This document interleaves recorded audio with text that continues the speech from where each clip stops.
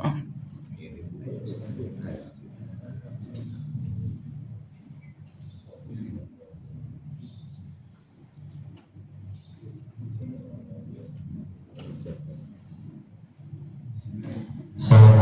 warahmatullahi wabarakatuh. Nahmaduhu wa nasta'inuhu wa nastaghfiruhu wa na'udzu billahi min shururi anfusina wa min sayyiati a'malina. Man yahdihillahu fala mudilla lahu wa man yudlil fala hadiya lahu. Allahumma shalli wa sallim ala sayyidina Muhammadin wa ala alihi wa sahbihi ajma'in. Amma ba'du. Puji dan syukur marilah kita panjatkan kehadirat Allah Subhanahu wa taala karena atas limpahan rahmatnya. Alhamdulillah pada pagi hari ini kita masih diberikan nikmat sehat, nikmat iman, nikmat Islam, dan nikmat panjang umur, sehingga kita masih dapat melaksanakan sholat subuh berjamaah dan mengikuti taklim pada subuh pagi hari ini. Semoga segala amal ibadah yang kita kerjakan diberikan ganjaran pahala dan mendapatkan kebaikan oleh Allah Subhanahu wa taala. Amin amin ya rabbal alamin. Tidak lupa juga salawat dan salam semoga senantiasa selalu tercurah kepada baginda Nabi besar Nabi Muhammad sallallahu alaihi wasallam, kepada keluarganya, kepada sahabatnya, dan semoga kita semua mendapatkan sahabatnya kelak di yaumil akhir. Amin amin ya rabbal alamin. Jemaah mushola puasa yang kami hormati, sebelum memulai taklim ini izinkan kami menyampaikan beberapa maklumat, yaitu maklumat yang pertama mengenai laporan khas mushola kelas bertanggal 17 Agustus 2025. Pada laporan khas minggu lalu tanggal 9 Agustus 2025 sebesar Rp4.051.601. Pemasukan dari tanggal 10 Agustus hingga 16 Agustus 2025 sebesar Rp1.904.000. Pengeluaran dari tanggal 10 hingga 17 Agustus 2025 sebesar Rp1.344.000, sehingga sisa kas TPN mushola kelas saat ini sebesar Rp5.311.601.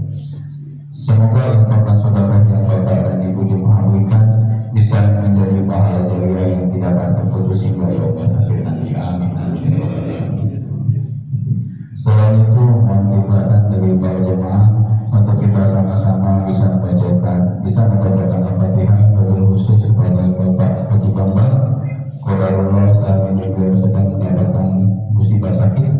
Semoga beliau diberikan kesembuhan dan bisa beraktivitas kembali seperti sedia kala. Al-Fatihah. A'udzubillahi Bismillahirrahmanirrahim. Alhamdulillahirabbil alamin arrahmanirrahim maliki yaumiddin. Iyyaka na'budu wa iyyaka nasta'in. Ihdinas siratal mustaqim. Siratal ladzina an'amta 'alaihim ghairil maghdubi 'alaihim waladdallin. Amin amin. Maklumat yang kedua yaitu Ustaz yang mengisi bagian pada pagi ini diisi oleh Ustaz Dr. Haji Nasirudin Khalid. Alhamdulillah beliau sudah hadir di tengah-tengah kita. Marilah kita doakan semoga beliau dan keluarga selalu diberikan kesehatan, dipanjangkan umurnya, dimudahkan segala urusannya, dan selalu dalam lindungan Allah Subhanahu wa taala. Amin amin ya rabbal alamin. Nanti pada sesi kajian akan ada sesi tanya jawab. Jadi jika Bapak atau Ibu jemaah ada pertanyaan nanti bisa disampaikan. Selain itu kami informasikan juga bahwa alhamdulillah TPN mushola sudah memiliki YouTube sendiri. Apabila ada Bapak atau Ibu yang merasa tertinggal pada kajian sejak pagi, Bapak atau Ibu bisa menyaksikan di tayangan YouTube yang sudah ada, dan jangan lupa untuk di-subscribe untuk bisa mendapatkan notifikasi apabila ada update video yang sudah di-upload. Demikian informasi yang dapat kami sampaikan, dan kurangnya kami mohon maaf. Dan kita sama-sama menyimak kajian yang akan disampaikan oleh Ustaz Dr. Haji Nasirudin Khalid. Kepada Pak Ustaz dan Bapak kami persilakan. Bismillahirrahmanirrahim. Assalamualaikum warahmatullahi wabarakatuh. Waalaikumsalam. Alhamdulillah. Alhamdulillahilladzi arsala rasulahu bil huda wa dinil haqq liyudhhirahu 'ala dini kulli wa kafa billahi shahida. Asyhadu an la ilaha illallah wahdahu la syarika سيدنا محمد عبده ورسوله اللهم صل وسلم وبارك وعظم على النبي الكريم ورسول العظيم سيدنا ومولانا محمد وعلى آله وأصحابه وأتباعه وأنصاره إلى آخر الزمان وسلم تسليما كثيرا. سبحانك لا علم لنا إلا ما علمتنا إنك أنت العليم الحكيم. وتب علينا يا مولانا إنك أنت التواب الرحيم وعلمنا من لدنك علما نافعا يا ذا الجلال والإكرام. اللهم ارزقنا فهم النبيين وحفظ المرسلين وإلهام الملائكة المقربين برحمتك يا أرحم الراحمين. السادة والسيدات Bapak Ibu yang muliakan Ustazah, alhamdulillah di hari ini pas momennya adalah 17 Agustusan. Kalau dua-dua anak merah pengajian tetap ada ya, mulai Mas Desa hari ini tetap ada pengajian.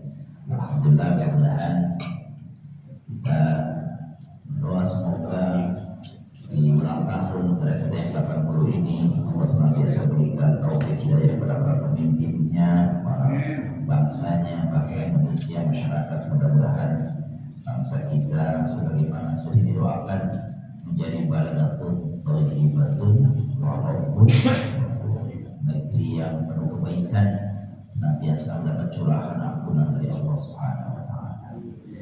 Bapak Ibu sekalian, tema sirah nabawiyah kita pada kali ini sebagaimana sudah kami share melalui Mas Desa kemarin, kita masih lanjutkan ke tema tentang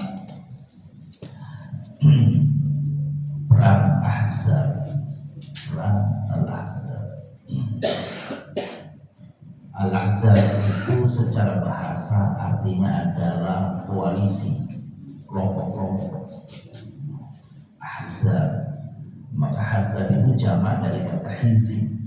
Hizib berbahasa Arab hizbun itu golongan, kelompok, bahkan kadang-kadang disebut juga partai itu hizib.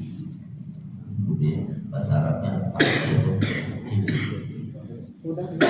Nama lain daripada perang Ahzab ini yang masyhur adalah perang Khandaq. Khandaq itu bukan bahasa Arab ternyata. Khandaq itu bahasa Persia, bahasa Iran. Khandaq itu artinya parit, parit, sungai kecil, namanya Khandaq. Itu bahasa Arab, bahasa Persia sebenarnya, bukan bahasa Arab. Baik, tapi kemudian menjadi bahasa Arab, Khandaq. Nah, pada sesi yang kedua ini, kalau pada pertemuan yang lalu kita membahas tentang apa saja peristiwa-peristiwa yang belakang-belakangi yang menimbulkan, yang memicu perang Ahzab. Hari ini kita mulai bagian awalnya dari perang Ahzab. Nanti perang Ahzab ini ada 3 sesi kita. Sesi terakhir nanti ada sesi yang sesi intinya. Akan terjadinya ada versi pertama. Ahzab terjadi pada tahun 5 Hijriah.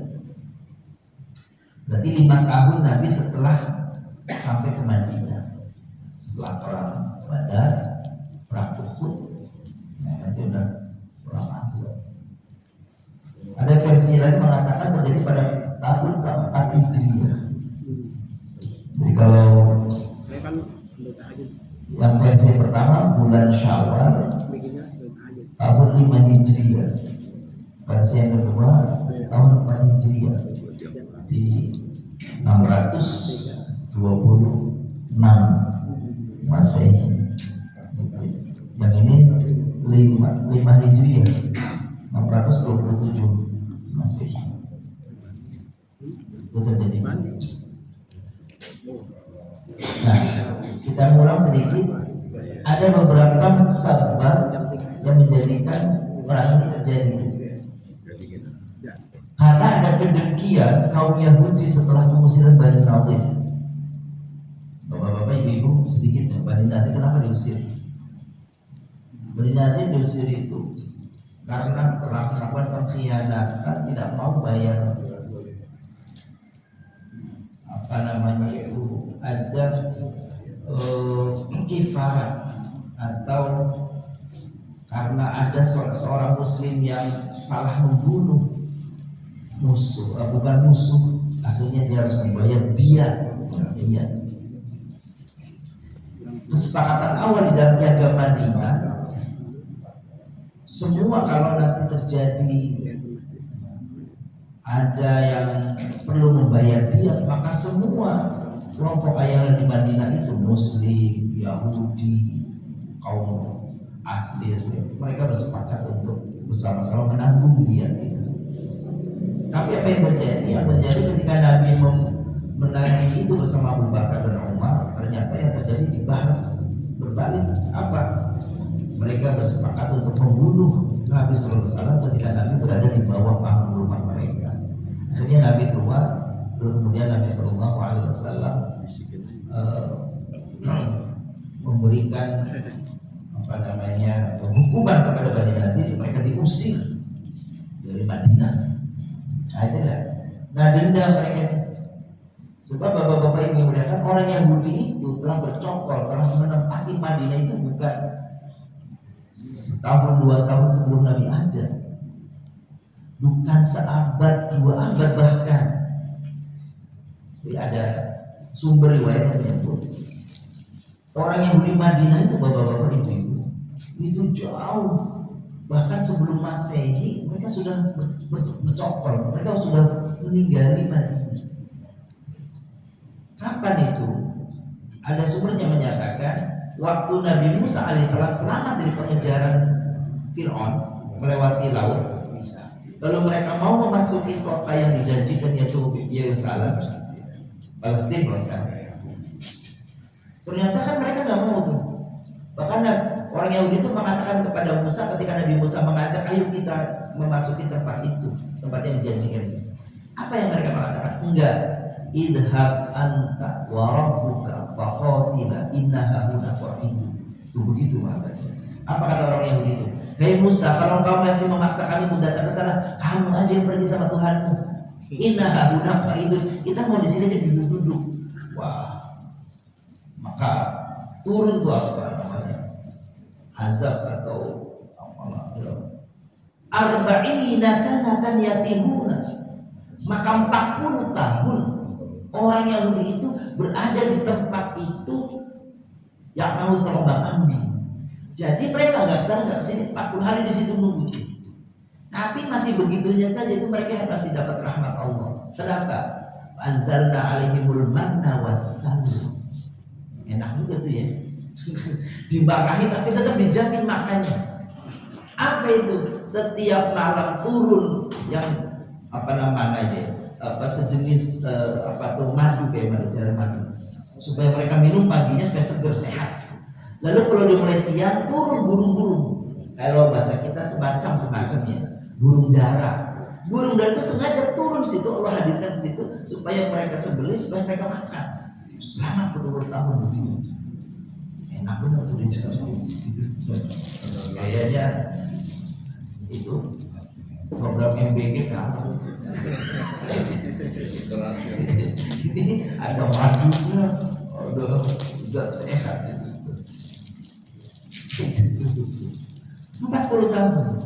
Nah, setelah 40 tahun, lalu kemudian kan disebut bahwa itu di Yerusalem, di Palestina rasanya, waktu itu dikuasai oleh Romawi, Katolik Romawi. Romawi itu, nah itu apa namanya, oleh bangsa Romawi. Akhirnya mereka berangkat ke sana. Nah, ketika mereka berangkat ke sana, ada sempalan, ada kelompok yang nggak mau pergi ke sana. Nah, sempalan kelompok itu, ya, riwayat mereka yang kemudian memisahkan diri, mereka justru menuju Hijaz. Hijaz itu Mekah, Madinah, itu Hijaz. Ya. Disitulah mereka kemudian mereka beranak pinak, sampai-sampai mereka itu mencoba ingin berasimilasi dengan orang-orang penduduk Arab, sehingga nama-nama orang Yahudi itu Nama-namanya sudah tidak lagi Yahudi, nama-namanya nama-nama Arab, sehingga sudah sahabat. Soalnya sudah lama dia berangkat pindah di sini. Dan di Madinah itu ada 3 suku Yahudi yang menguasai, ada satu di luar, Khaybar namanya. Yang di dalam itu Quraisyah, Nazir, Qainuqa. Qainuqa itu menguasai pasar, pokoknya pasar dikuasai Qainuqa. Kalau Nazir ini menguasai pengrajin senjata dan juga perak emas. Jadi ini pengrajin emas perak sekaligus senjata. Kalau Banu Quraisyah itu adalah pertanian, perkebunan. Jadi sudah dikapling-kapling, mereka itu dari dulu memang begitu. Tapi curahnya nggak karu-karuan. Nah itu nanti suatu saat kita bahas tentang Yahudinya secara khusus. Ini Bani Nadir diusir tuh dari Madinah. Bani Ghatafan ingin merampas dan menguasai sumber daya ke alam Madinah. Kalau Ghatafan wilayahnya tetap Mekah, mereka bukan Yahudi, Arab, sekutunya Quraisy. Terus para tokoh Yahudi merencanakan makar dan balas dendam.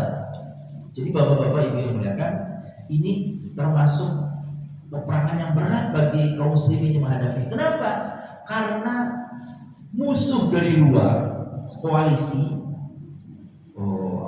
Quraisy, Ghatafan, dan kelompok-kelompok kecil dari luar itu menuju Madinah untuk menguasai Madinah. Di Madinah sendiri dari dalam, mereka itu ada orang-orang Yahudi yang sengaja menggomosi dari dalam, memberi informasi dari dalam tentang bagaimana kekuatannya dari dalam.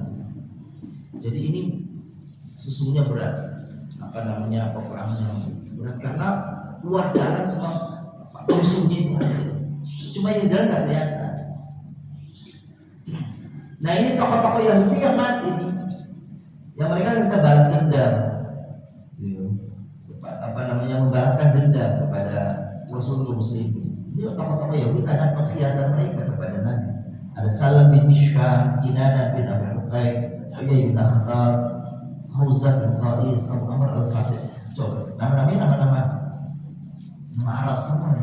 Padahal anak orang Yahudi. Bapak-bapak ibu kalau lihat anak-anaknya anak-anaknya Nabi Yakub aja tuh ya.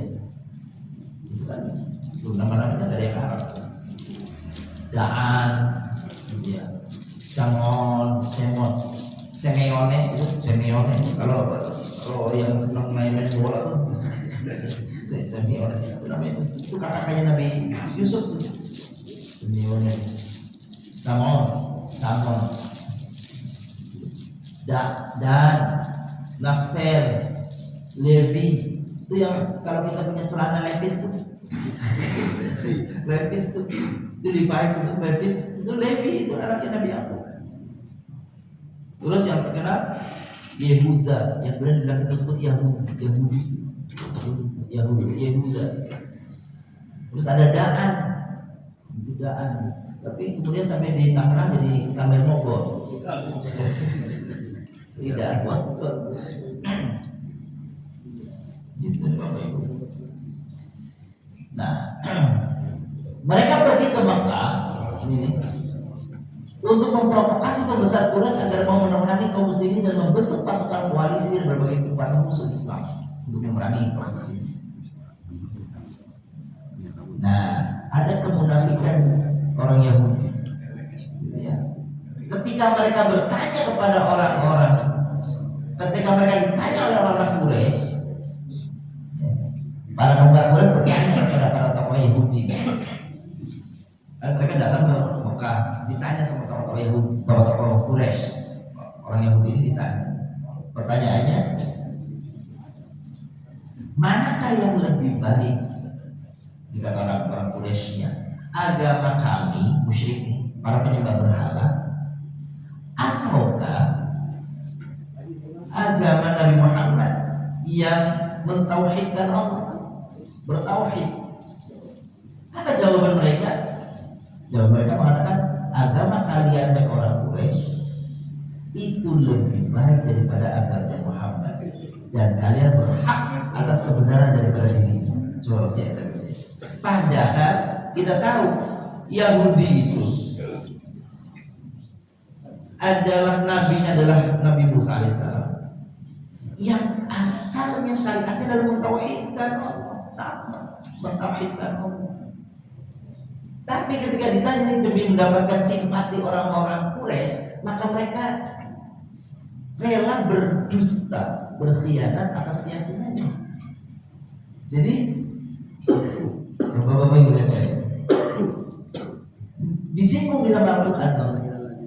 Alam tara ila alladhina utu nasiban minal kitab yu'minuna bil jibti wat taghut wa yaquluna lil ladhina kafaru haula'i ahda minal ladhina amanu sabila ulaika alladhina la'anahumullahu wa man yal'anillah falan tajida lahu nasira.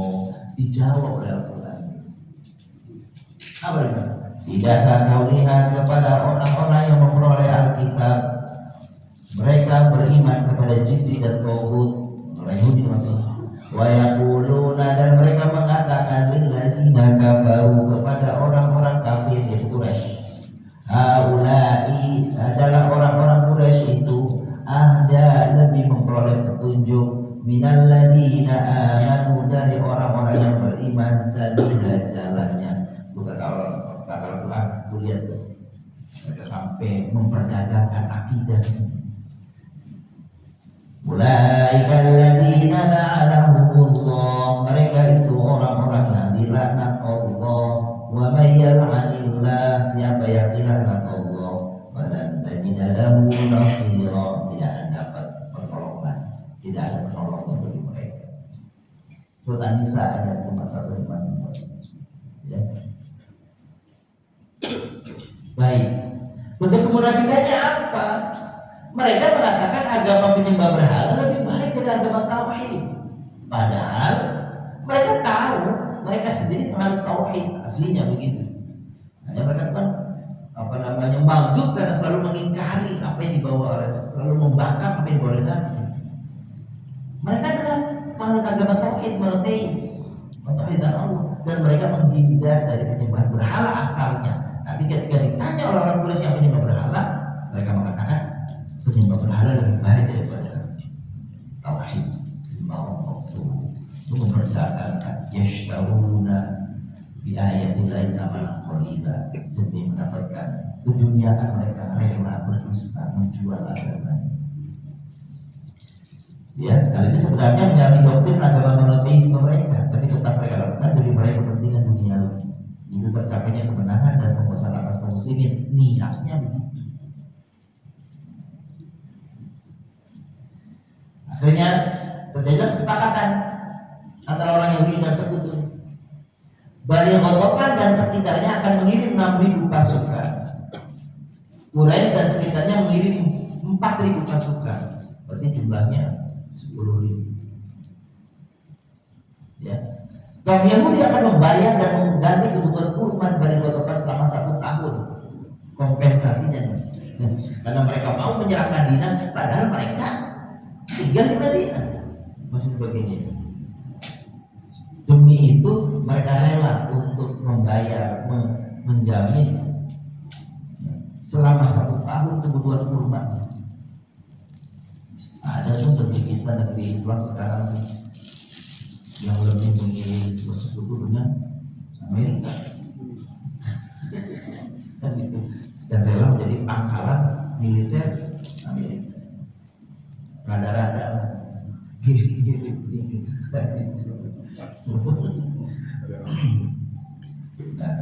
nah, koalisi pasukan ini adalah siapa komandannya dan apa pasukannya.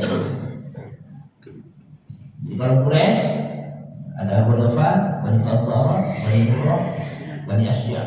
Ini yang disebut Ahzab itu golongan kelompok Quraisy, kelompok Ghatafan, kelompok Khazar, kelompok Murrah, kelompok Asy'ar. Itu disebut Ahzab. Belum lagi orang yang di Madinah dari dalam. Pemanaman penandanya Quraisynya Abu Sufyan bin Harb, Bani Mutbi' Uyainah bin Hisn, bin Fazarah Uyainah bin Hisn juga sama, Al-Haris bin Auf dan Mus'ab bin Ukhair. Oke, maka siasatlah perang. Setelah Rasulullah SAW mendengar terbentuknya barang antara koalisi Quraisy yang jumlahnya banyak sekali, 10.000 orang, itu perang Badar itu 1.000, perang Uhud itu 3.000, perang Ahzab 10.000. Dia memerintahkan kaum muslimin untuk menggali parit di sekeliling kota Madinah. Sebelum ini mereka bertanya, Rasulullah bertanya, kira-kira apa yang mesti kita lakukan?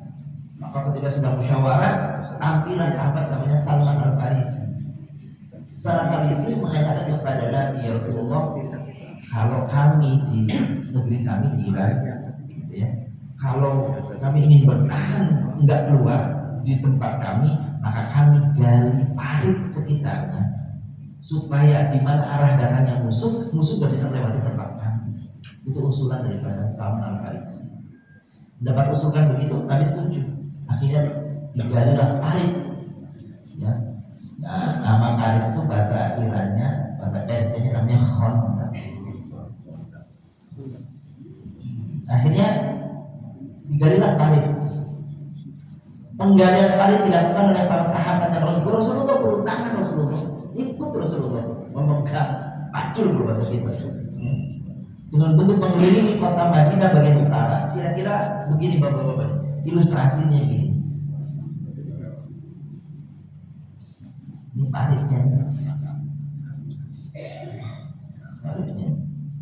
Ini musuhnya dari sini. Ini kan musuh nih. Ini musuh nih bapak ibu. Musuh. Arahnya musuh dari sini supaya nggak bisa masuk ke sini, maka ditutup parit. Pertanyaannya, yang di sebelah sini, sebelah kanan apa ini? Ini belakang kanan, di belakang gunung. Mereka nggak. Artinya kalau mereka mau melewati gunung itu penuh dengan kesulitan pastilah. Yang landai tidak ada gunungnya dari sini, maka ditahan dengan parit, buat parit. Paritnya berapa lama? Berapa lama menggalinya? Berapa lebar? Berapa panjang? Ilustrasinya ini, tapi sumbernya dari Sirah Nawawi. Waktu itu 10 orang pasukan bersiap kaum muslimin diwajibkan menggali. Setiap 10 orang itu harus menggali 40 meter panjang. Setiap 10 orang 40 meter panjang. Ya, 40 meter berarti satu orang 4 meter. Ya. Lebarnya 4,62 meter, hampir 5 meter. Kenapa 45 meter?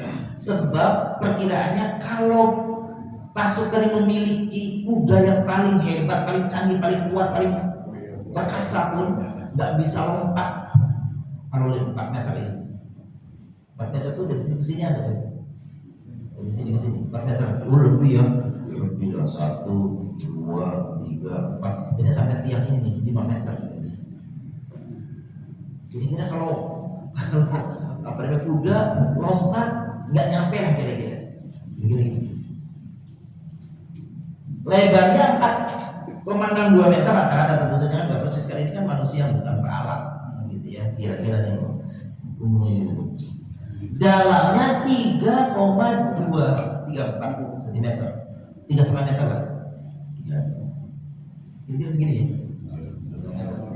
Jadi kalau terpelosok kira-kira naik lagi susah. Kalau dia turun susah mau naik. Selama 6 hari,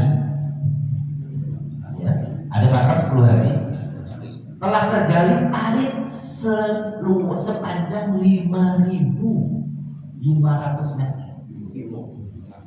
Bukan kilo, 5 kilo berarti. Betul 5 kilo, 5 kilo.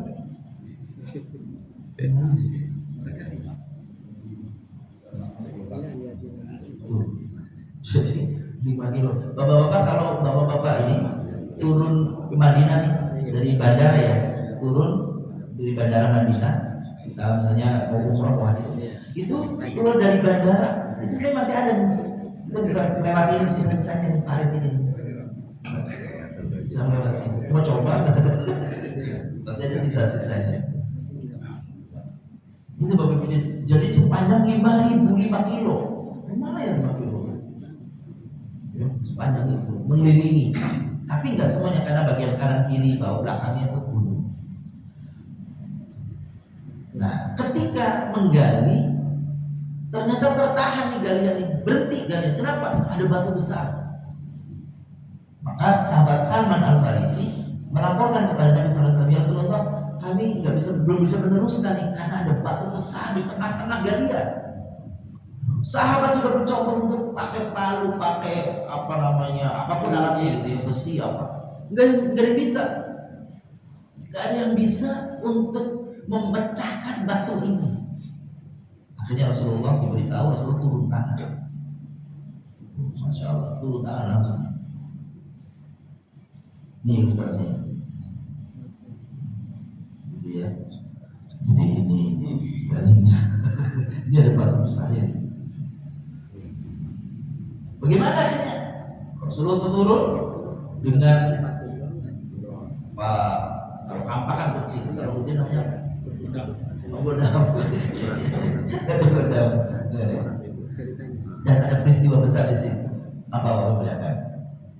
Rasulullah yang ternyata mampu memecahkan batu besar itu dengan alat, kalau bahasa kita cangkul, ya, dari godam tadi itu. Rasulullah membelah batu itu dengan mengucap basmalah. Maka terbelahlah batu itu menjadi 3 dalam 3 kali pukulan. Batu itu jadi hancur. Setiap kali pukulan itu diriwayatkan dalam hadis, bahkan dalam hadis Bukhari atau riwayat yang agak sedikit beda lagi. Hadis yang sahih. Ketika dipukul pertama, itu memercikkan api. Disebut di sini, api pertama yang dipukulkan Rasulullah itu dari batu itu, pukulan pertama memancarkan sinar yang menerangi seluruh kota Madinah dan sinarnya sampai ke negeri Syam. Bertakbir dan mengatakan, kata Nabi, aku akan diberi kunci-kunci negeri Syam. Sesungguhnya aku saat ini benar-benar melihat gedung-gedungnya yang merah dari tempatku ini. Karena nanti Syam itu pada saatnya akan takluk di tangan. Dan aku diperlihatkan gedung-gedungnya. Saat itu tuh di Syam itu. Syam itu kan kalau sekarang ya Syria, termasuk Palestina itu. Syam itu Syria, Lebanon gitu ya. Pokoknya dari Syam. Yordan itu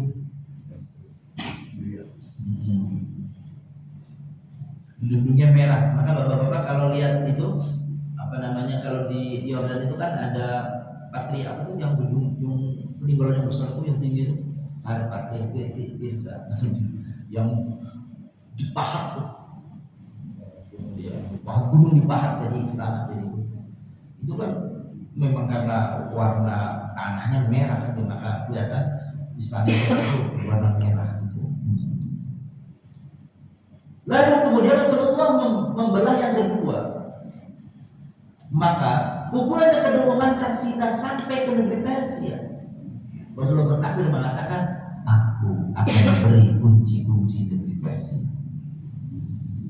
Dan yang ketiga, ketika dipukulkan ke negeri yang ketiga ini, maka muncullah sinar sampai ke negeri Yaman. Rasulullah bertakbir dan berkata, aku akan diberi kunci-kunci negeri Yaman. Demi Allah, aku melihat pintu-pintu kota Sana'a dari tempat ini. Sana'a itu ibu kota. Masya Allah, ini bukti. Dan ternyata nanti 3 kota besar ini, kan 3 kota besar. Jadi dulu itu pusat-pusat dunia itu ada 3 ini baru di Syam, Romawi, Persia, dan Yaman sebagai kota ekonomi, kota. Maka Yaman itu daerah ini. Saya belum pernah ke Yaman sih. Belum pernah ke Yaman. Daerah subur gitu. Ini peristiwa besar itu. Ada versi menurut Imam Bukhari Ketika Rasulullah SAW memukulkan batu itu, apa yang terjadi? Batu itu lembut seperti pasir. Ada riwayat Imam Bukhari ketika Rasul memukul batu itu mencari bagian pasir. Subhanallah. Begitulah. Ya. Rasulullah SAW itu kuatannya luar biasa. Ini bapak-bapak ibu ini gambaran paritnya begini, dalamnya lebarnya 4,5 meter. Baik, kita lanjutkan. Sekarang tadi kita bicara pasukan yang pasukan Quraisy yang dan koalisi yang jumlah 10.000. 3.000 orang kaum muslimin, 10.000 orang-orang kafir.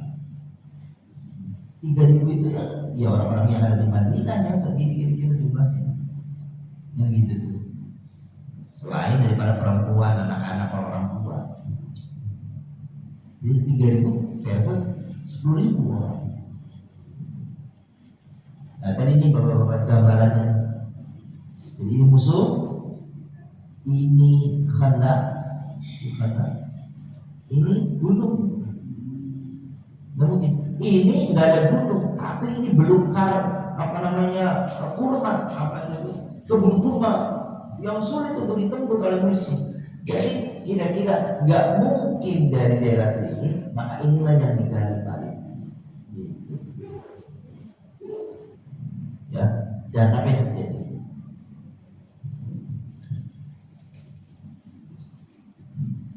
Jadi ada orang Quraisy yang mencoba menerobos parit, namanya Amr bin Abdul Wadud, menerobos parit itu lalu perang tadi dengan Ali dan akhirnya Amr pun tewas.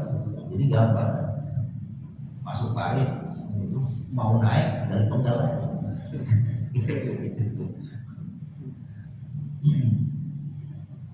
Quraisy ingin menukar mayat Amr bin Abdul Wadud dengan 1.000 dirham. Lalu Nabi mengatakan mayat itu untuk kalian, nggak perlu diganti, silakan ambil. Nggak perlu diganti dengan 1.000 dirham, agak penting ambil sama kamu, karena kami tidak menjual mayat. Karena kami tidak menjual mayat, semua bawa saja. Nah, gitu. Ada lagi pada pertemuan kemarin ya, Rasulullah diberi hadiah oleh orang kafir. Enggak terima hadiah orang kafir. Dan selain Amr ada Munabbi bin Utsman bin Ubaid yang tewas terkena panah dan Naufal bin Abdul Mughirah yang tewas oleh Ali bin Abi Thalib. Jadi ini orang yang tewas dari kalangan orang-orang kafir. Ada seseorang Quraisy yang ternyata selamat dan bisa masuk ke wilayah rumah orang Islam, dan ternyata itu adalah rumahnya bibinya Nabi, namanya Sofia, bibinya Nabi, Sofia binti Abdullah. Tapi lihat, Sofia begitu mendengar, begitu tahu nih ada orang kafir nih coba masuk nih, maka ketika yang laki-laki yang lain tidak berani menghadapinya, maka dia menghadapinya, membunuhnya. Saat berada di benteng milik Hasan bin Sabit, Sofia melihat gerak yang dia membahayakan. Maka Sofia meminta agar Hasan membunuhnya, tapi Hasan takut. Akhirnya Sofia mengambil kayu balok dan memukulkan ke Yahudi itu sampai dia tewas. Sofia lebih berat. Jadi ini bibinya Nabi pada saat ini bukan orang boleh dari kalangan Yahudi. Kata dari dalam. Akhirnya kota Madinah dikepunglah oleh tentara Asad tadi itu. Pengepungan itu terjadi selama 15 hari. Dan dapat mengatakan 10 hari dikepung. Ya. Kaum muslimin hanya bersiaga di wilayah kota Madinah saja. Jadi ternyata tidak sempat terjadi perang tadi karena orang Quraisy nggak nyampe ke dalam, cuma baru perang saja. Sementara orang muslim bertahan di dalam. Perbekalan pertama, ya. Jadi baru 15 hari 10 hari masih cukup lah untuk perbekalan. Akhirnya, ketika menggali parit tadi dan dalam keadaan yang genting dari itu, ternyata banyak sholat yang terlewat. Banyak sholat yang terlewat. Karena keadaan yang genting selama dalam pengepungan, sehingga suatu hari para sahabat banyak tertinggal sholatnya, begitu pun Rasulullah SAW memanggil Bilal agar mengumandangkan iqamah untuk sholat yang tertinggal. Sholat yang tertinggal zuhur, asar, maghrib, isya. Ada versi pertama mengatakan setiap satu sholat satu koma. Mau sholat koma, mau sholat koma, mau sholat koma. Seperti kalau kita lagi jamak, kalau jamak komatnya kan setiap. Tapi dia mengatakan juga azan dan komatnya setiap sholat. Azan, qomat, sholat, azan, qomat, sholat, azan, sholat. Bagi lain lakukan azan dan qomat itu setiap kali sholat. Rasulullah telah melakukan seperti ini. Apakah Rasulullah SAW melakukan tipu daya dalam perang Khandaq? Maka muncullah hadis yang menyatakan ini Rasulullah, sabda Rasulullah SAW. Al-harbu khida'. Apa maknanya? Bahwa peperangan itu adalah tipu daya. Boleh orang melakukan tipu daya selama terjadinya peperangan. Boleh melakukan tipu daya, tapi untuk strategi perang. Maka Rasulullah SAW dapat kabar ini. Ketika mendengar pengkhianatan Bani Quraisyah, beliau mengutus Sa'ad bin Mu'az, Sa'ad bin Ubadah, Abdullah bin Rawahah, dan Khalid bin Jubair. Ya. Saya berkata, pergi dan lihatlah apakah benar berita yang sampai kepada kita tentang mereka, orang Yahudi ini, atau enggak benar. Apabila benar berita itu, berikan isyarat kepadaku dan jangan disebarkan ke orang lain. Namun apabila mereka tetap dalam perjanjiannya dengan kita untuk membela Madinah, bukan justru berkhianat, katakan kepada orang-orang, ya, maka mereka pun berangkat dan ternyata mereka mendapati bahwa mereka telah melanggar perjanjian orang-orang Bani Quraisyah ini. Mereka berada di pihak musuh. Itu meskipun fisik mereka ada di Madinah. Mereka pun kembali menemui Rasulullah SAW dan mengatakan tentang pengkhianatan Bani Quraisyah tersebut. Jadi yang tersisa Bani Quraisyah, Qainuqa sudah diusir, Nazir sudah diusir, tinggal Quraisyah satu-satunya. Ini pun berkhianat. Jadi tiga kaum Yahudi, Nazir, Quraisyah, Qainuqa, tiga-tiganya berkhianat. Yang tersisa nanti apa yang nanti akan terjadi? Nanti setelah Khandaq tadi, setelah Khandaq menjelaskan. Dan Rasulullah SAW bersabda, bergembiralah wahai kaum muslimin dengan kemenangan dari Allah dan bantuannya. Artinya apa? Allah memberitahu siapa sesungguhnya Bani Quraisyah itu. Dia ternyata adalah musuh kita. Akhirnya Allah memberi jalan setelah 15 hari pengepungan. Melihat kondisi yang semakin sulit dan bahaya mengancam kaum muslimin jika pasukan sekutu menyerang kaum muslimin. Karena pasukannya berlipat ganda tentu saja, maka Allah memberi jalan. Datanglah seorang bernama Nu'aim bin Mas'ud bin Amr bin Hunayf. Siapa Nu'aim ini? Ya, Nu'aim ini Bapak Ibu ya kan? Orang yang selama ini dianggap oleh musuh-musuh mereka sebagai orang-orang kafir. Ternyata Nu'aim ini sudah masuk Islam tanpa diketahui oleh musuh. Jika Nu'aim mengatakan, ya Rasulullah, apa yang aku lakukan terhadap musuh-musuh ini, sedangkan mereka tidak mengetahui bahwa aku ini sudah masuk Islam. Nah, kan tipu dayanya ini. Maka kata Rasul, porak-porandakan musuh. Selanjutnya Nu'aim melakukan adu domba dan tipu daya satu kelompok dan kelompok lainnya. Akhirnya Nu'aim, nah ini dulu ya, ia adalah suku Aus yang bersahabat dengan Bani Quraisyah, orang Yahudi, bersahabat dengan Yahudi. Salah satu kabilah Yahudi yang bergabung dengan pasukan suku Quraisy. Ia telah masuk Islam tapi tidak diketahui kaumnya sendiri tentang Islamannya. Ia membantu Rasulullah dan membela Islam. Akhirnya, jadi kata Rasulullah, orang-orang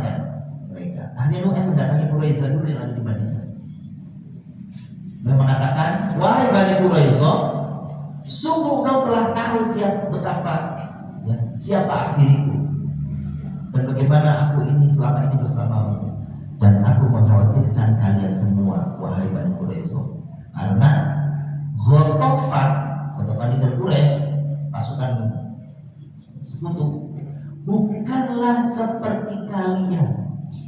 Mereka pendatang, jika mereka kalah tinggal lari saja, kan berada di luar parit, kan gitu. Sementara kalian akan menghadapi Muhammad sendirian. Kalau kalian itu nanti kalah, kalian akan celaka. Kalau musuh kalah, lari, kalian nggak bisa lari, itu udah tertepuk. Sana ada gunung, sini ada gunung, depan ada parit, kamu nggak bisa kemana-mana. Ya. Tanya, maka janganlah kalian untuk memerangi Muhammad sampai Quraisy benar-benar memberimu jaminan 5 tokohnya di tanganmu. Kirimkan 5 tokoh Quraisy di tanganmu sebagai jaminan bahwa mereka akan tetap bersekutu dengan kalian sebagai tanda setia mereka bersamamu. Itu kata Nu'aim kepada Quraisyah. Bani Quraisyah akhirnya mengatakan, engkau benar wahai Nu'aim. Oke, aku yang tahu turuti nasihat saran. Sekarang Nu'aim pergi ke suku Quraisy. Dia adu domba ini. Nu'aim mengatakan kepada Quraisy, sesungguhnya Bani Quraisyah itu telah menyesal. Padahal dia nggak mau menyesal. Telah menyesal memutuskan hubungan dengan Muhammad.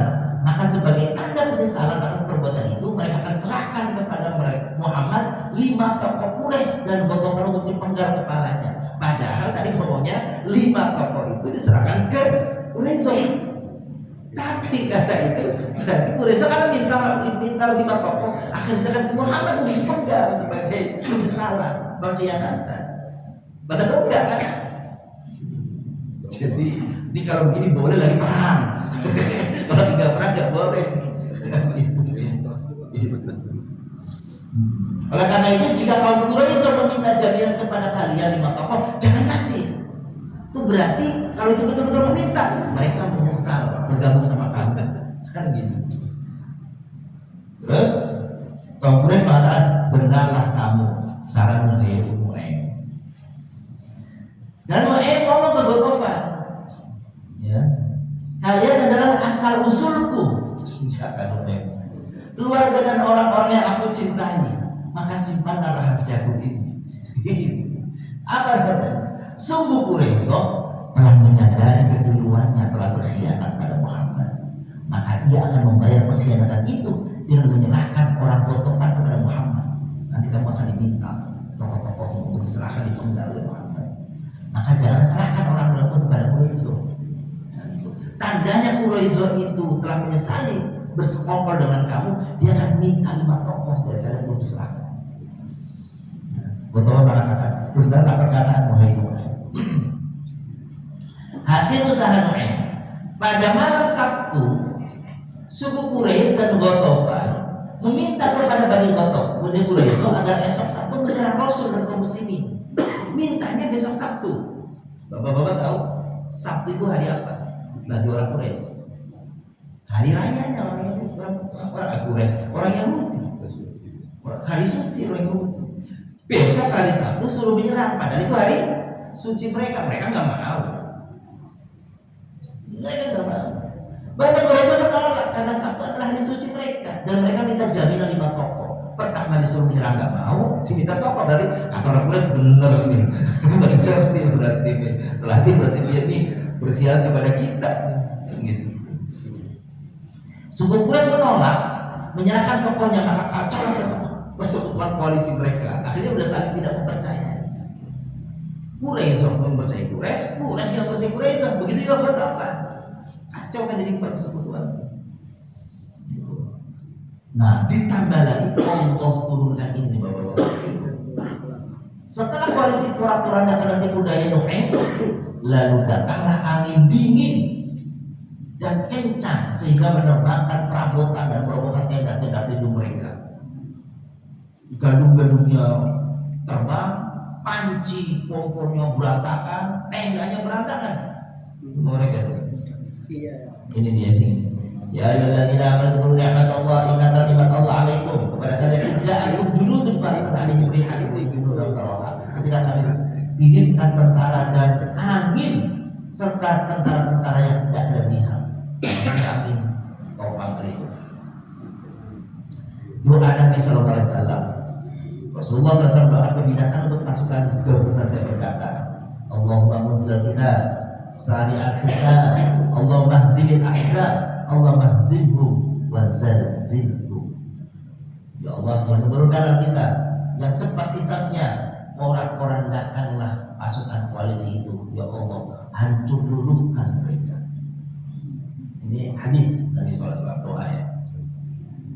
Akhirnya apa yang terjadi di pasukan koalisi ini? Ya, Allah mengirimkan angin yang sangat kencang sehingga menerbangkan perabotan tenda mereka. Allah menjadikan udara di malam hari dingin sekali sehingga mereka kedinginan. Padahal terbatas perabotan perangkat mereka itu. Untuk mendinginkan udah gak ada alatnya lagi. Untuk menghangatkan udah gak ada lagi alatnya. Ternak mereka mati kedinginan. Ya ada api yang bisa dinyalakan. Begitu tuh. Mereka sudah tidak mengenali lagi orang di samping gelap, dingin gelap, ya nggak ada lagi penghangat. Udahlah pasukan antar mereka saling tidak percaya. Ini Allah yang menurunkan seperti ini. Maka pidato Rasulullah, pasukan koalisi telah dipastikan oleh Hudzaifah bahwa mereka telah pulang. Rasulullah selesai bersabda, kamu sekalian hai orang-orang Muslimin tidak akan lagi diserang oleh Quraisy setelah tahun ini. Quraisy dapat lagi perang. Nanti ujungnya adalah peristiwa Fathu Makkah. Kemudian masing-masing pihak 6 orang syahid dari kalangan Islam, 3 orang dari kalangan orang-orang dari pembiawai Yahudi, ada orang-orang Quraisy. Inti tidak Abu Sufyan. Abu Sufyan akan ngomong begini ke pasukannya, hai orang Quraisy, kita telah dikhianati oleh Bani Quraisyah. Padahal Quraisyah nggak mengkhianati ya. Tapi dia betul yang domba leluhur. Panci tidak ada lagi yang tersisa. Panci tidak ada lagi terpasang. Agak ada panci untuk pasang. Kita pada lapangan ini. Kan gitu. Api tidak bisa lagi nyala. Tak ada satupun tenda dan kemah kita untuk kita tinggali. Ngapain lagi kita di sini? Kira-kira gitu. Gitu ya. Udara dingin telah membuat kita sengsara. Tanah ini memang bukan tempat kita. Maka pulanglah kalian, karena aku pun akan pulang. Kata Abu Sufyan, saya mau pulang. Pulang kalian, kalau nggak mau pulang ya silakan di sini tanggung sendiri, lapar dan dingin. Akhirnya pulang. Selesai Hudzaifah pulang, Quraisy pulang. Yang tersisa di kota Madinah berarti Bani Quraisy dan Quraisy. Ada kemujizatan ketika Nabi pasukan sudah pulang, pasukan Nabi ini itu lapar ya, lapar gitu ya. Akhirnya Jabir bin Abi Thalib, ya Rasulullah, izinkan aku pulang ke rumah, kemudian aku akan berkata kepada istriku, aku melihat Nabi Rasulullah begitu sabar dan menahan lapar. Apakah engkau memiliki sesuatu? Istriku berkata, iya, sedikit gandum dan seekor anak kambing. Kemudian aku menyembelih anak kambing tersebut dan menumpuk gandum lalu menanamnya untuk menyediakan untuk Nabi, mau menjamu Nabi nih. Ada gandum sedikit, ada anak kambing kecil. Ini ya kata istrinya, udah kita siapkan. Begitu lagi disiapkan, ini yang mau mengundang Nabi tolong ke rumah. Istriku yang menyiapkan. Pengennya dia Nabi aja yang datang. Pengen Nabi aja yang datang. Udah begitu, Nabi ngomongin ke sahabat-sahabat. Sahabat-sahabat, kita diundang oleh Jabir makan-makan. Sahabat turun semua ke sana. Kan gitu tuh. Akhirnya begitu sampai depan pintu, kaget tuh Jabir. Masya Allah ya Rasulullah, saya mengundang kau doang. Tapi tadi ngomong, Nabi pesen gandumnya jangan dagingnya jangan ditabur ke gandum, jangan roti. Nanti saya mau gandumnya. Dia bertanya berapa makanan, aku menyebutkannya. Beliau berkata sungguh banyak lagi. Katakan kepada istrimu untuk tidak mengangkat panggangan daging dan roti dari tempat pemasak hingga aku datang. Gitu ya. Jangan angkat namanya. Lalu beliau berkata kepada orang-orang, berdirilah kalian semua. Maka orang-orang Ansar dan Muhajirin bangkit. Jadi ikut semua. Ada makan ayam Nabi. Apa yang terjadi Bapak Ibu kan? Setelah sampai di rumahnya, dia pun langsung menemui istrinya berkata celaka. Rasulullah mengajak semua asal hadir di rumah kita nih. Gimana caranya nih mau kasih makanan nih? Istriku bertanya, apakah kau bertanya kepadamu? Apakah belum bertanya kepadamu? Aku menjawab iya. Cuma kau aja asalnya. Iya untuk menjamu kau aja ya Rasulullah. Kemudian Rasulullah SAW berkata, masuklah kalian dan Nabi desakan ke rumah. Juga yang nggak muat di teras juga. Lalu beliau memotong roti dan menaburkan daging di atasnya dan memberikan kepada para sahabatnya. Beliau terus memotong roti itu dan menyiramkannya hingga semua sahabat yang diajak ke situ kenyang makan semuanya tanpa terkecuali, dan rotinya seakan-akan nggak berkurang. Makanlah kamu dan hadiahkan kepada orang-orang, bahkan disuruh dihadiah di bawah. Kalau ada yang punya kemampuan begini enak ini di rumah kita nih, nggak akan kekurangan makanan terus ya. Wabit berapapun ada makannya untuk 3 orang tapi bisa untuk puluhan orang, ratusan orang. Itu Nabi SAW. Jadi kemudian Tiap minggu ada. pada waktu perang mau minum ternyata cuma ada 1 kendi. Orang yang minum 1.500 pasukan. Maka kata Nabi, tunggu sebentar, aku pegang kendinya. Semua orang megang minum dari kendi, semua minum, airnya tidak berkurang.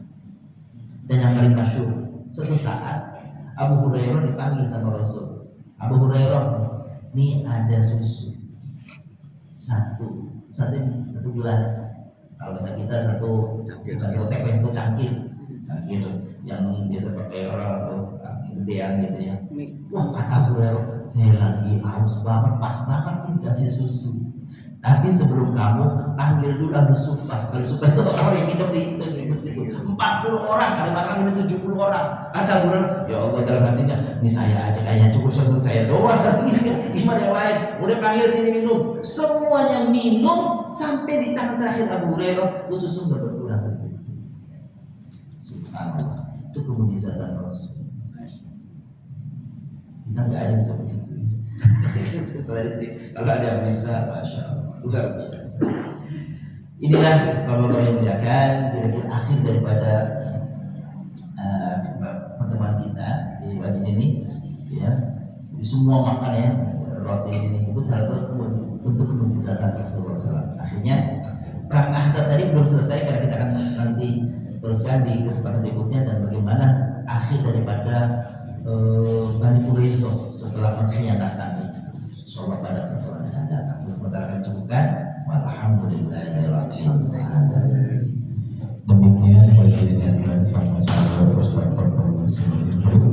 Jika bagi Bapak Ibu ada pertanyaan, kami persilakan.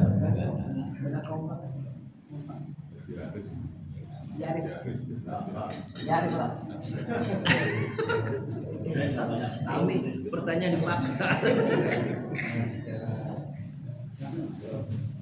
Assalamualaikum warahmatullahi wabarakatuh.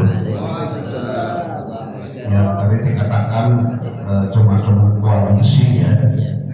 Sebenarnya koalisi sejak dulu memang sudah ada ya. Cuma bedanya mungkin sama dengan sekarang partai. Mungkin bedanya alirannya mungkin yang berbeda-beda. Apakah memang yang koalisi sekarang atau partai-partai sekarang dia sudah membaca dalam hal ini gitu ya, sehingga kalau saya perhatikan hampir semua negara juga ada ya koalisi, cuma mungkin bedanya di Indonesia ya yang sangat banyak ya yang luar koalisi, sehingga mungkin semakin banyak yang berkoalisi semakin sulit untuk untuk dirubah dan lain sebagainya, karena koalisi itu semacam kekompakan, beda dengan zaman Rasulullah SAW. Terima kasih. Wassalamualaikum warahmatullahi wabarakatuh. Itu komentar aja kan gitu ya, itu komentar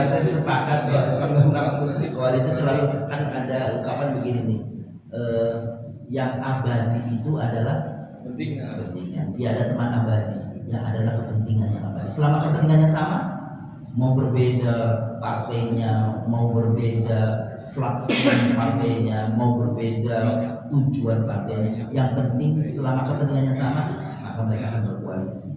Jadi koalisi itu katanya apa? Tidak ada teman sejati, yang ada adalah kepentingan yang sejati. Kira itu pas. Ada lagi Bapak atau Ibu pertanyaannya? Haji Marwan Pak. Cukup ya. Balik dari saya izin tanya Pak Ustaz. Oh gitu. Nah, yang pertama mungkin di luar dari topik ini ya Pak Ustaz. Nah, jadi waktu saya pernah mendengar satu cerita gitu Ustaz. Rasulullah pernah mencium dua cucunya, Hasan dan Husain. Dia satu dicium di bibirnya, satu dicium di lehernya.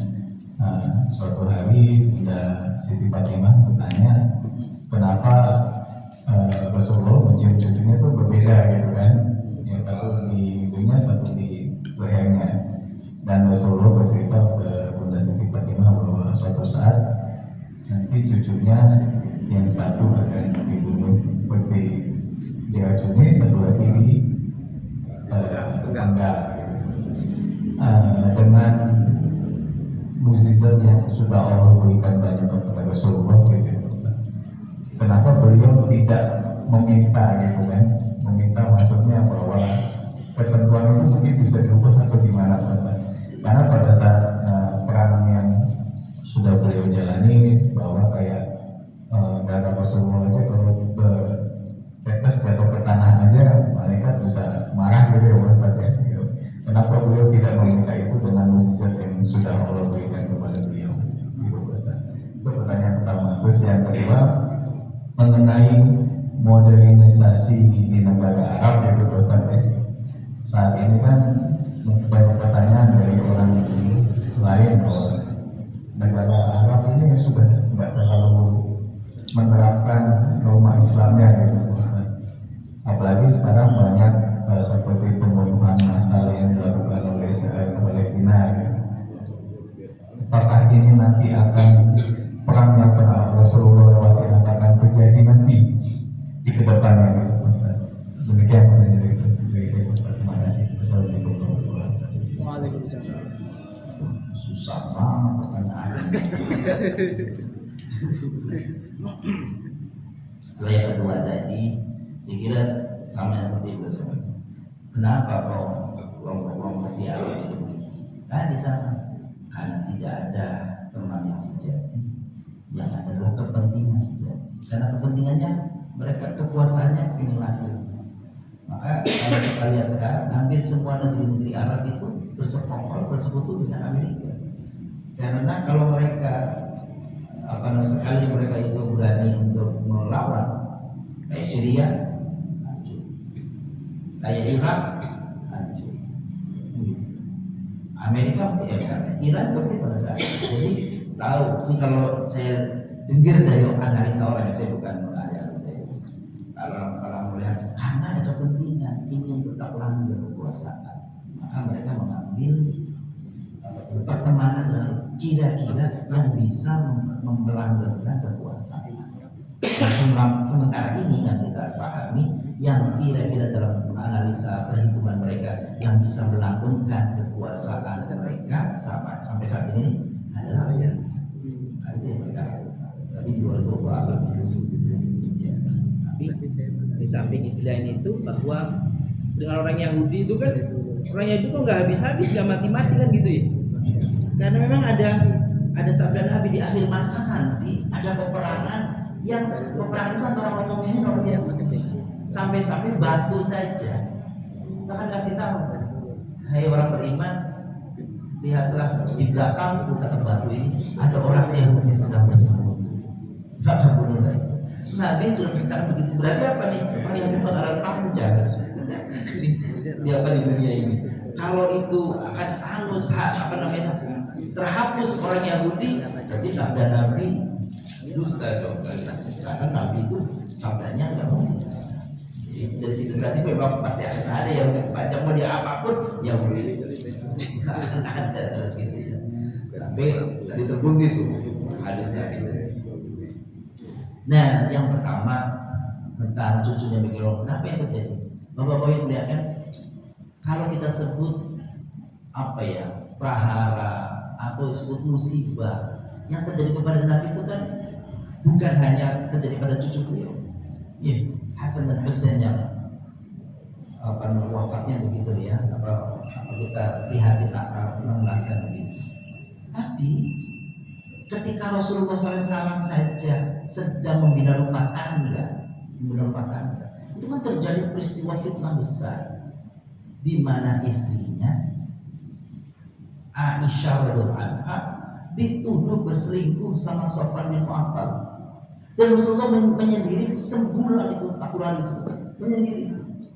Apa? Kalau Rasulullah kalau seperti itu kan Rasulullah dia Rasul. Apakah dia ditanya? Aku tidak tahu yang gaib, la alamul ghaib. Lau alimtul ghaib lastakstartu minal khair. Itu adalah Al-Quran.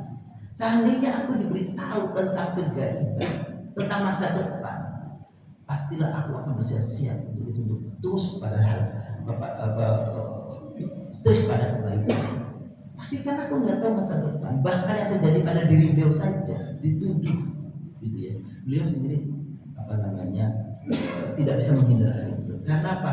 Karena betapapun beliau Rasul, tetap saja beliau tidak diberi oleh Allah kemampuan yang sifatnya ghaib. Jadi hal-hal yang gaib kata Rasul, yang Allah kasih tahu, ya aku tahu.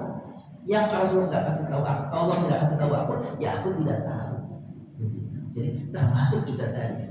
Dan Rasulullah SAW kita yakin pasti kalau ada orang yang paling yakin tentang terang takdir, begitu kalau bilang tentang takdir, maka pasti Rasulullah yang paling nomor satu percaya pada takdir. Dan memang takdirnya begitu, bukan gitu ya? Takdirnya begitu. Takdirnya Hasan dan Husain begitu. Jadi, seandainya pun itu Rasulullah bisa saja berdoa, itu Rasulullah. Tapi memang takdirnya begitu, ketetapan Allahnya begitu. Jadi sudah akan terjadi begitu. Meskipun tetap berdoa, tidak harus dilakukan. Tapi keputusan terakhir tentu ada Allah SWT. Jalan hidupnya begitu, pasti semua apa yang terjadi ada hikmah dari Wallahu a'lam bishawab. Itu bench yang bangun 17-an. Terima kasih Ustaz atas jawabannya. Menarik majelis ini. Mohon izin doanya Pak Ustaz untuk majelis ini. Astagfirullahaladzim, astagfirullahaladzim, astagfirullahaladzim. Allahumma shalli wa sallim wa barik ala sayyidina Muhammad wa ala alihi wa sahbihi. Alhamdulillahil alamin. Amin. Wa liwalidina warhamhum kama rabbayana shaghira. Allahumma rabbana la tad'a lana fi maqamina hadza dhanban illa ghafartahu wa la hamman illa farajtahu wa la 'ayban illa satartahu wa la kurban illa kashaftahu wa la maridan illa shafaitahu wa la hajatan hawaijal akhirah illa qadaitaha wa yassartaha. Amin. Rabbana atina fid dunya hasanah wa fil akhirati hasanah wa qina adzabannar. Sallallahu alaihi wasallam Muhammad wa ala alihi wasallam. Walhamdulillahi rabbil alamin. Assalamualaikum warahmatullahi wabarakatuh. Waalaikumsalam warahmatullahi Terima kasih atas jajaran Bapak Ibu jemaah sekalian. Semoga Allah memberikan kita umur yang panjang. Semoga insya Allah minggu depan kita masih bisa mengikuti ujian perpindahan ini musola hari Selasa kita jadikan ini. Wabillahi taufiq wal hidayah. Wassalamualaikum warahmatullahi wabarakatuh. Waalaikumsalam.